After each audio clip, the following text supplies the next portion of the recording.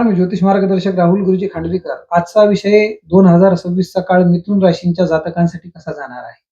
त्याआधी माझ्या चॅनलला तुम्ही सबस्क्राईब केलं नसेल सबस्क्राईब करा. नवीन व्हिडिओ पाहण्यासाठी आपल्याला मदत होईल. सगळ्यात महत्त्वाचा विषय आहे की 2026 चा काळ मिथुन राशीला अत्यंत खडतर जाणार आहे. स्त्रियांना सुद्धा आणि पुरुषांना सुद्धा.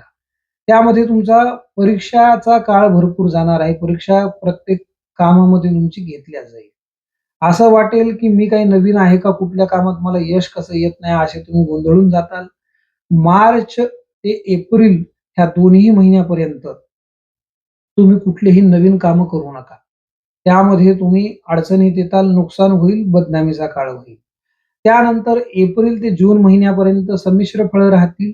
त्यामध्ये तुम्ही जे काही व्यावसायिक असताल, जे काही नोकरदार लोकं असताल, जे आहे तसंच सध्या चालू द्या. डोक्यामध्ये अतिशय नवीन विचार येतील. कुणाविषयी राजकारण करण्याचे विचार येतील. व्यावसायिक लोकांना वाटणं भागीदारी असेल, तर भागीदारासोबत राजकारण खेळण्याची बुद्धी तयार होईल. त्यामध्ये नोकरीवाल्यांना तशी बुद्धी तयार होईल, की बाबा मी ह्याच्याशी राजकारण खेळू, मग मला नोकरीमध्ये यश प्राप्त होईल. असं अजिबात करू नका. त्यामध्ये तुमचे नुकसान आहे. त्याच्यात तुमची बदनामी आहे. जून ते सप्टेंबर महिन्यापर्यंत तुम्हाला गुरुग्रहाची साथ राहील. गुरुग्रह तुमच्यावर कृपावंत राहील.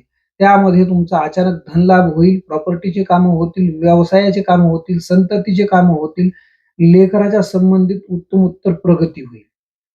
कुठल्याही गोष्टीमध्ये नवीन खरेदीचा योग तुमचा हा तुम्ही जून ते सप्टेंबरमध्ये ठेवा. तुमचं काम व्यवस्थित होईल. गाडी खरेदी म्हणा, घर खरेदी म्हणा, तुम्ही जून ते सप्टेंबर महिन्यामध्ये करा. सप्टेंबर ते डिसेंबरपर्यंत परत तुमचा काळ थोडा अनिष्ट जाणार आहे. याचा विचार करा. त्यामध्ये तुमची बदनामी होण्याचा योग आहे. त्यामध्ये मानहानी पण होण्याचा योग आहे. नाते जपायला शिका ह्या काळामध्ये. नाते सांभाळा. नवीन माणसं तुम्ही 2026 मध्ये जवळ करा. त्यांचा तुम्हाला फायदा होईल. नाते वाढवा, नात्यांचा संबंध वाढवा आणि प्रत्येक गोष्टीमध्ये नात्यांना तुम्ही इन्व्हॉल्व करा. तुमचा भाग्योदय 100% होईल. महादेवाच्या मंदिरामध्ये अन्नदान करा. ह्या वर्ष तुम्हाला सुखद जाईल. अधिक माहितीसाठी संपर्क करा.